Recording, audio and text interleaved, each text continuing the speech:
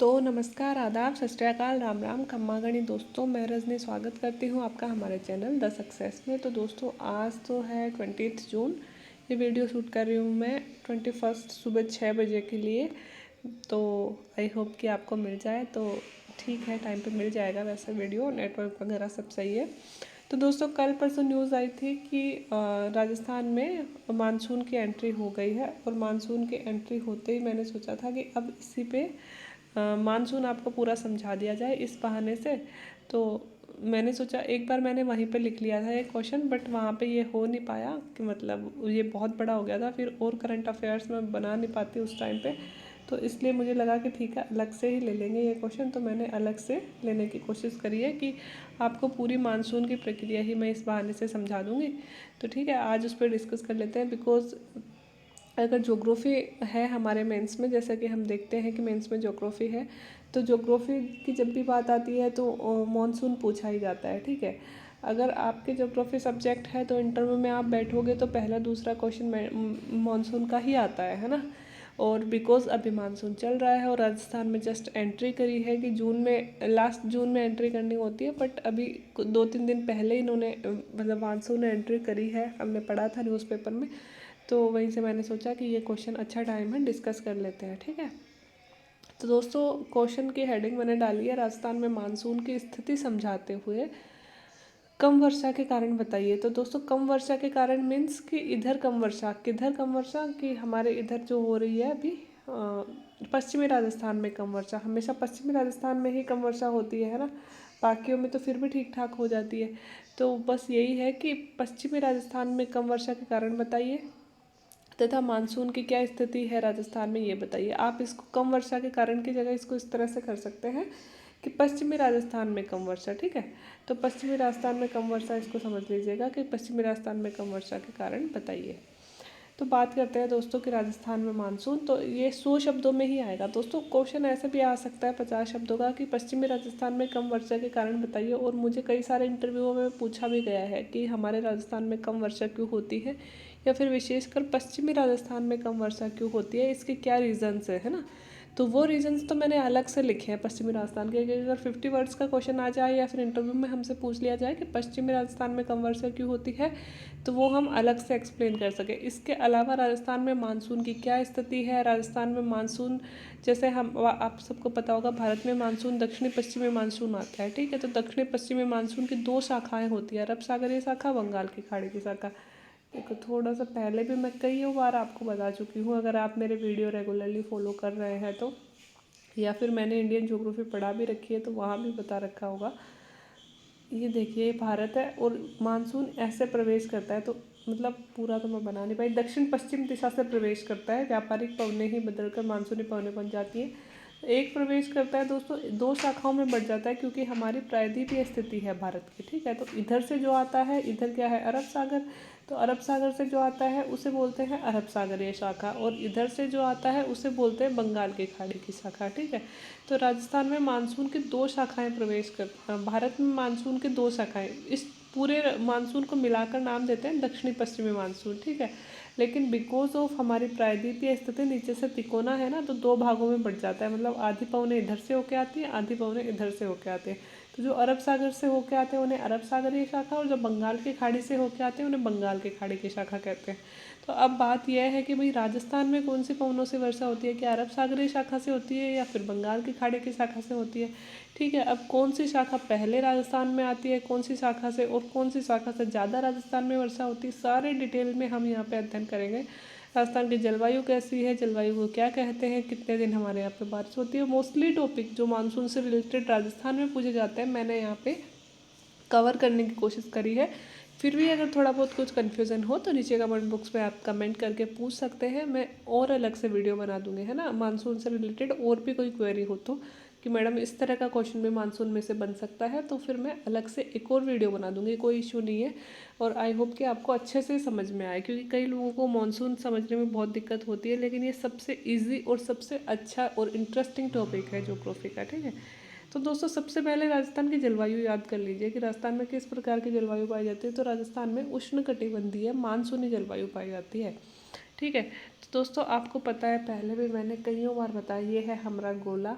हमारा गोला मतलब हमारा पृथ्वी, ठीक है। ये है 0 डिग्री, ठीक है। ये है 23.5, ये है 66.5 और ये है 90, ठीक है। तो 0 से 23.5 वाले को बोलेंगे उष्ण कटिबंध, 23.5 से 66.5 वाले को बोलेंगे शीतोष्ण, और 66.5 से 90 वालों को क्या बोलेंगे, शीत, क्योंकि यहाँ पे बहुत ज़्यादा ठंड रहती है, ठीक है।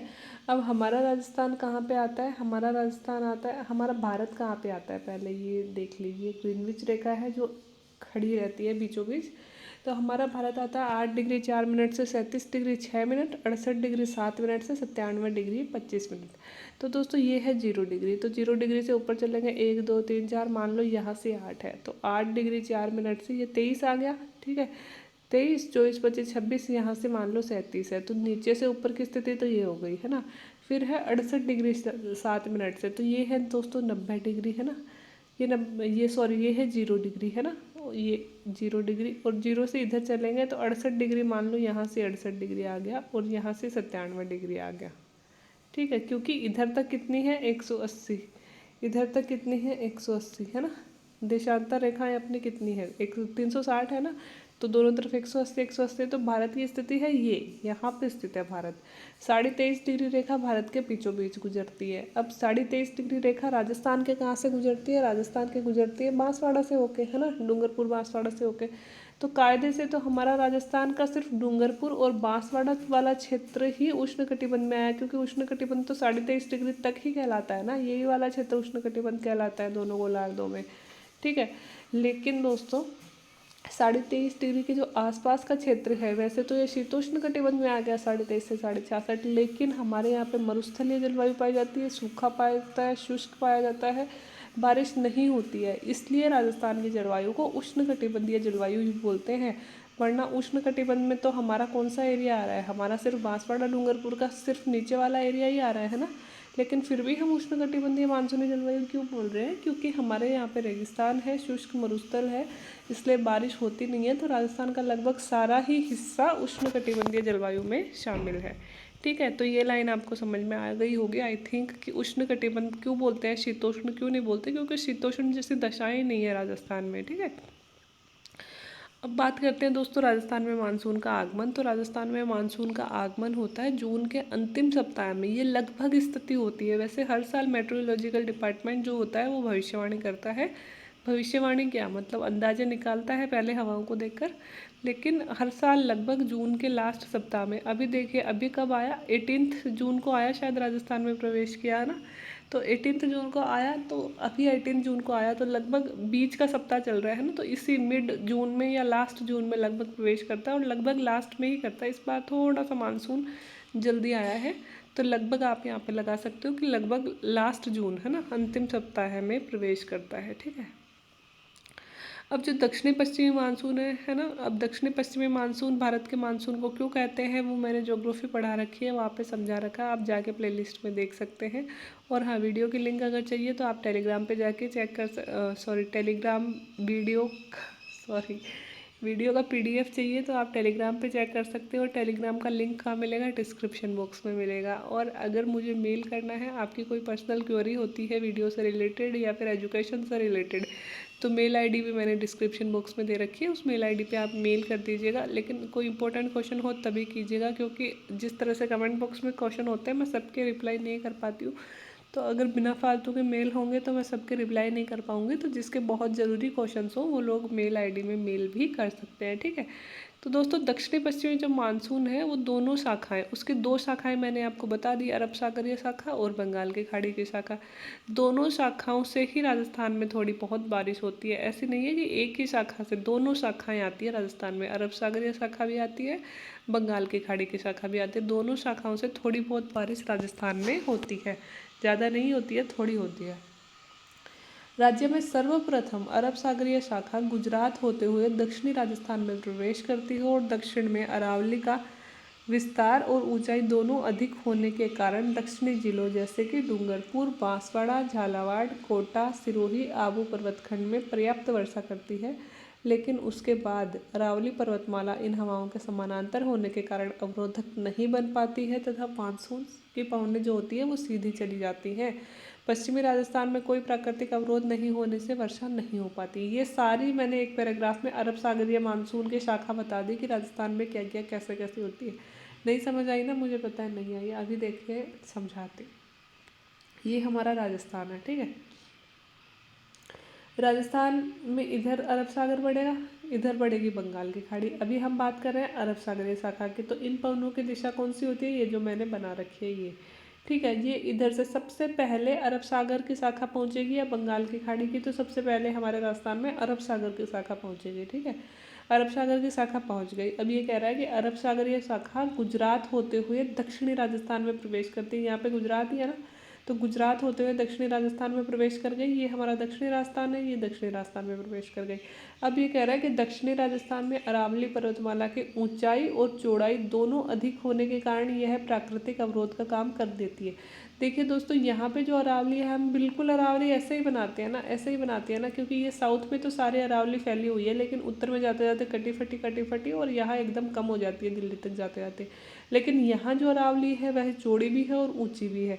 जैसे हम सबसे ऊंचा शिखर कौन सा पढ़ते हैं, माउंट आबू का गुरु शिखर पढ़ते हैं, तो माउंट आबू कहाँ है, यहीं से तो है। इसके अलावा उदयपुर के कितने सारे पढ़ते हैं हम, ऋषभदेव हो गया है ना, और उदयपुर के कितने सारे, सज्जनगढ़ हो गया, ये सारे उदयपुर के पढ़ते हैं। कुछ हमारे दोस्तों प्रतापगढ़ में, कुछ मतलब ये सारा जो इलाका है डूंगरपुर में है ना, ये सारा जो इलाका है यहाँ पे अरावली यहाँ के मुकाबले ज़्यादा ऊंची है, ज़्यादा चौड़ी है। तो ऑफ कोर्स दोस्तों यहाँ पे ऐसे पहाड़ियाँ खड़ी है, ऐसे पहाड़ियाँ खड़ी है। अब अरब सागरीय शाखा ऐसे आ रही है, तो वर्षा की जो पवनें होती हैं उनमें आर्द्रता पहले से भरी होती है, भारी पवनें होती हैं। उनको टकराने के लिए दोस्तों छोटी सी जगह चाहिए, पर्वत चाहिए उनको टकराने के लिए। तो हमारे राजस्थान में ऊंचा कोई पर्वत तो है नहीं, जितना ऊंचा है बस यही है। तो यहाँ पे अरावली खड़ी है, तो जस्ट इनसे टकराकर ये बारिश करने लगती है। तो हमारा जो दक्षिणी राजस्थान है, डूंगरपुर, बांसवाड़ा, उदयपुर, सिरोही है ना, और थोड़ा सा झालावाड़ और कोटा भी ले लीजिए, यहाँ पे ये अच्छी वर्षा कर देता है। कौन, अरब सागरीय शाखा। क्यों, क्योंकि यहाँ पे अरावली की चौड़ाई, मतलब ये जो अरावली की जो पहाड़ियाँ हैं ये अवरोध का काम कर देती है और इनसे टकराकर यहाँ पे बारिश हो जाती है, ठीक है। अब भाई साहब ये पवनें आगे बारिश क्यों नहीं करती हैं, अब आगे देखिए अरावली की एक बार तो देखो यहाँ से ऐसे खड़ी है, ये बहुत सारी पहाड़ियाँ भी हैं, खड़ी भी है, ऊंचाई भी ज़्यादा है, ठीक है।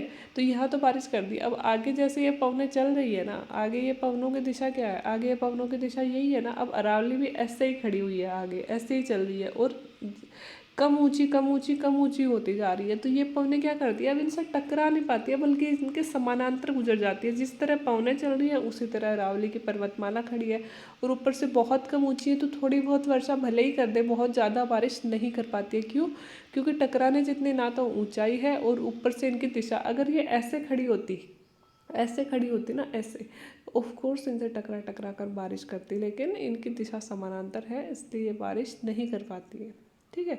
तो ये समझ में आ गया। इसके अलावा दोस्तों ये तो हो गई यहाँ की बात कि यहाँ पे भाई इस वाले राजस्थान में बारिश कर दी, इस वाले में समानांतर है, नहीं कर पाई। अब ये है कि पश्चिमी राजस्थान में ये शाखा बारिश क्यों नहीं कर पाती है, तो इसका रीज़न भी मैंने यहाँ पे लिखा है कि पश्चिमी राजस्थान में कोई प्राकृतिक अवरोध नहीं होने के कारण। क्या आपको यहाँ पे कोई प्राकृतिक अवरोध दिख रहा है, ये हमारा पश्चिमी राजस्थान है पूरा, क्या यहाँ पे आपको कोई पहाड़ दिख रहा है, पर्वत दिख रहा है जिससे पवनें टकराएंगी, अगर आएंगी तो भी कहाँ रुकेंगी, किस चीज़ से टकरा कर रुकेंगे, कुछ है ही नहीं यहाँ पे रुकने के लिए। तो क्या होगा कि यहाँ अगर पवनें आई भी गी तो कोई हल्की बहुत बारिश भले ही कर दे, बाकी सीधी निकल जाएंगे, ठीक है। तो यहाँ पे बारिश नहीं हो पाती है। तो ये था दोस्तों अरावली वाला सारा चैप्टर, ठीक है, कि मतलब अरब सागरीय शाखा वाला, कि अरब सागरीय शाखा भारत में किस तरह से राजस्थान में ट्रेड करती है, ठीक है। अब बात करते हैं बंगाल की खाड़ी की शाखा की, है ना। अरब सागरीय शाखा समझ में आ गई, कहाँ से आती है, किधर से आती है, कब आती है, कैसे प्रवेश करती है, कहाँ कहाँ बारिश करती है, कहाँ बारिश नहीं करती है, नहीं करती है तो क्यों नहीं करती है।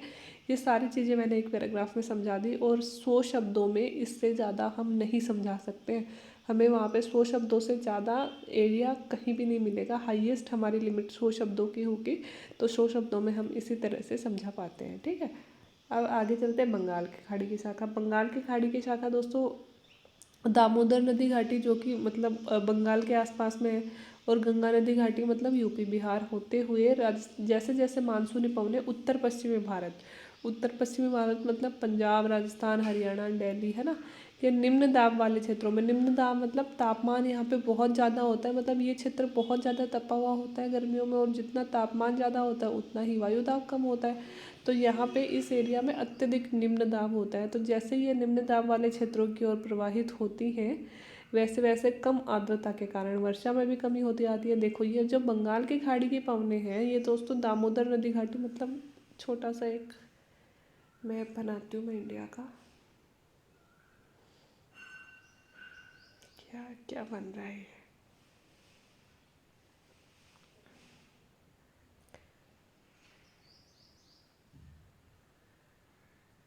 ये देखिए, है ना, ये मैंने साइड साइड वाला बनाया। अब यहाँ से जैसे बंगाल की खाड़ी इधर से शुरू होती है, इधर से शुरू होकर ये बंगाल से होती हुई आएंगी, उत्तर पूर्व में जो जाएंगी वो तो इधर मौसिनराम, मेघालय और सारे उत्तरी पूर्वी भारत में वर्षा कर देंगे, ठीक है। अब ये पवने जा रही है, पहले यहाँ पे दामोदर घाटी में बारिश करी, फिर ये गंगा घाटी शुरू हो जाती है, यूपी बिहार इनमें बारिश करते हुए अपना राजस्थान यहाँ, पंजाब हरियाणा दिल्ली यहाँ है, यहाँ पहुँचती है। तो देखो इतनी दूर से पवने आ रही है और इन सारे एरिया में बारिश करते हुए आ रही है। यहाँ पे ये तटीय क्षेत्र भी है, पहाड़ भी अच्छे हैं, तो इनकी मोस्टली आर्द्रता तो इधर ही कम हो जाती है। तो अदर राजस्थान और पंजाब हरियाणा की तरफ आते आते पहला रीज़न तो इनकी आर्द्रता ख़त्म होने लगती है, मतलब इनके पास में पानी बहुत कम बचता है ना, क्योंकि ये दूर से आ रही है ना। तो एक तो कि निम्न दाब क्षेत्र की ओर तो आ रही है। वैसे दोस्तों जितना ज़्यादा तापमान ज़्यादा होगा उतना ही वायुदाब कम होगा, और जितना वायुदाब कम होगा उतनी ही तेज़ गति से वो हवाओं को आकर्षित करेगा। तो हम हवाओं को आकर्षित तो करते हैं क्योंकि हमारे यहाँ पे निम्न दाब का क्षेत्र है, लेकिन जब पवनें आती है हमारे पास में तो उनमें आर्द्रता कम हो जाती है ना, क्योंकि वो अपना पानी है जो पहले ही बरसा चुकी होती है, तो उनके पास में बहुत कम आर्द्रता होती है ना। तो एक तो इसलिए वर्षा कम हो पाती है राजस्थान में। फिर भी पूर्वी राजस्थान में फिर भी वो प्रवेश करती हैं, तो पूर्वी राजस्थान जो है हमारा, उससे तो कहाँ हो रही थी, दक्षिणी और दक्षिणी पूर्वी राजस्थान में, अब इससे हो रही है पूर्वी राजस्थान में। अधिकांश वर्षा इन्हीं पवनों से होती है, लेकिन फिर भी दोस्तों अरब सागरीय शाखा की तुलना में ज़्यादा वर्षा बंगाल की खाड़ी की शाखा से ही होती है, तो है ना। फिर भी पूर्वी राजस्थान के जैसे अधिकांश जो पवने हैं वो यहाँ पे ही होती, मतलब अधिकांश जो वर्षा है वह यहाँ पे ही होती है। और पूर्व की ओर से आने के कारण इन्हें क्या कहते हैं, पूर्वैया या पूर्वाई कहते हैं। पश्चिमी राजस्थान इन हवाओं हेतु वृष्टि छाया का क्षेत्र बन जाता है, और राजस्थान में सर्वाधिक वर्षा बंगाल की खाड़ी की शाखा से ही होती है। मैप में देखिए देखिए, मैं ये बात बता रही थी कि मतलब ये हमारा राजस्थान है ना, तो राजस्थान के पास में इधर वो मान लीजिए यूपी है, बिहार है, इधर नीचे बंगाल है ना, तो ये पवनें इधर होती होती आती हैं, तो आर्द्रता तो इनकी इधर ख़त्म हो जाती है, बहुत कम आर्द्रता बचती है। फिर भी जितनी आर्द्रता बचती है, इससे हमारा ये जो पूर्वी राजस्थान है ये वाला, ये पूर्वी राजस्थान में अधिकांश वर्षा इन्हीं पवनों द्वारा होती है, ठीक है। तो इन्होंने यहाँ पे बारिश कर दी, ठीक है, तो इन्होंने यहाँ पे बारिश कर दी। फिर भी पश्चिमी राजस्थान तो अभी भी रह गया। क्यों रह गया ये पश्चिमी राजस्थान में, क्यों बारिश नहीं कर पाती है दोस्तों? वृष्टि छाया का एक सिद्धांत होता है कि देखो अरावली ऐसे खड़ी हुई है, अरावली ऐसे खड़ी हुई है, तो जितनी पवनें आएंगी वो लगभग यहाँ तक और फिर लास्ट में यहाँ टकरा टकरा कर बारिश कर देंगी। इन पवनों के लिए अरावली फिर भी अवरोध का काम कर रही है ना। तो दोस्तों जब मतलब ये पहाड़ पे चढ़ती हैं पवनें, तो पहाड़ पे चढ़ती हैं, संघनित होती हैं, वर्षा करती हैं, लेकिन जब उतरती हैं तो इधर से चढ़ेंगी तो इधर वाले एरिया में बारिश कर देंगी। जब उतरती है तो हवाएं गर्म होती हैं और फिर वर्षा नहीं करती हैं, क्योंकि पहले से इनकी आर्द्रता भी खत्म होने लग जाती है और तापमान भी बढ़ने लगता है। तो ये जब मरुस्थल वाला इलाका है, इधर जाकर पवनें उतरती हैं तो वृष्टि छाया हो गया, मतलब कोई भी पर्वत है ना, ये मान लो पर्वत है, इधर से पवनें आ रही हैं, है ना, तो इधर से पवनें आ रही हैं, तो जस्ट ये वाला तल जो है ना, ये वाला हिस्सा, यहाँ पवनें पर्वत से टकराकर ऊपर चढ़ेंगी, संघनित होंगी और जचा के बारिश करेंगी। लेकिन जस्ट इस पर्वत के ये वाला हिस्सा जो है, ये वाला हिस्सा, अब यहाँ से ऊपर चढ़ी हुई पवनें इधर से होकर उतरेंगी, इधर से होकर उतरते टाइम पवनें गर्म होने लगती है। तो एक ही पर्वत का ये वाला हिस्सा बहुत ज़्यादा आर्द्र होगा, ये वाला हिस्सा बहुत ज़्यादा शुष्क होगा, तो इससे क्या बोलेंगे, वृष्टि छाया प्रदेश, इधर छाया हो गई पर्वत की, इधर बारिश नहीं होगी। तो हमारा पश्चिमी राजस्थान दोस्तों इन पवनों के लिए, बंगाल की खाड़ी की शाखा के लिए वृष्टि छाया के रूप में काम करता है, क्योंकि अरावली के द्वारा, अरावली से टकराकर इधर तो फिर भी बारिश हो गई, लेकिन इधर बारिश नहीं हो पाती है।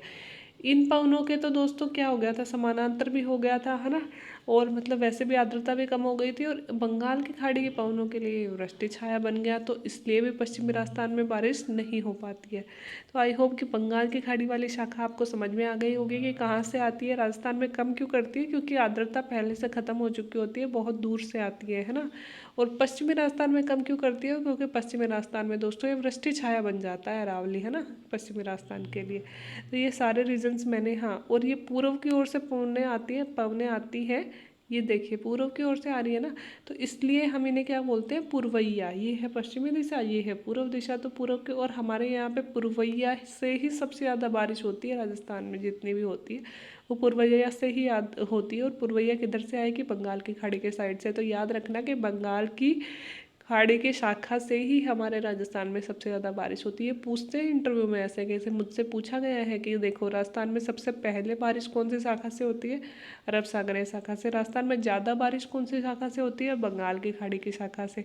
और पूर्वाई किन्हें बोलते हैं, ये अक्सर पूछते हैं इंटरव्यू में। तो दोस्तों पश्चिम बंगाल की खाड़ी की शाखा की दिशा राजस्थान में कौन सी हो गई, पूरा हो गई ना, इधर से प्रवेश करिए तो इन्हें ही पूर्वाई बोलते हैं। और यह पूर्वा ही लगभग ज़्यादातर राजस्थान में यह पूर्वा ही बारिश करती है, इसलिए यही हमारे लिए ज़्यादा इम्पोर्टेंट है, ठीक है।